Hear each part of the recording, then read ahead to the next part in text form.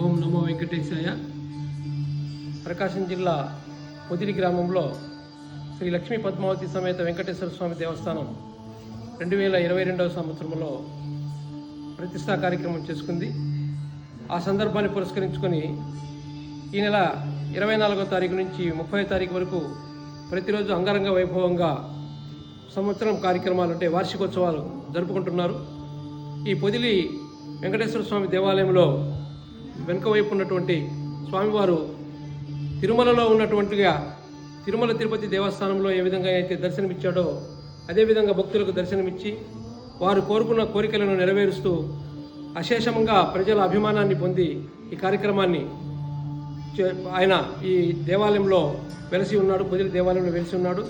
24వ తారీఖు నుంచి అంటే 25వ తారీఖు నుంచి ఉత్సవ విగ్రహాలు రంగరంగ వైభవంగా బయలుదేరుతున్నాయి.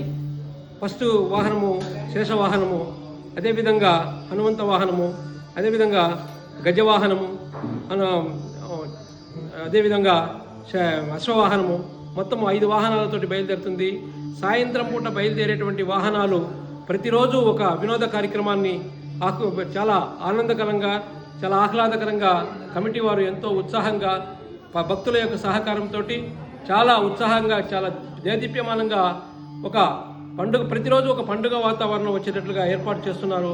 కాబట్టి పొదిలి పరిసర ప్రాంత ప్రజలందరూ కూడా ఈ కార్యక్రమాన్ని తిలకించడానికి వేలాదిగా భక్తులు వచ్చి ఈ కార్యక్రమాన్ని జయప్రదం చేయాల్సిందిగా ప్రార్థిస్తున్నాము.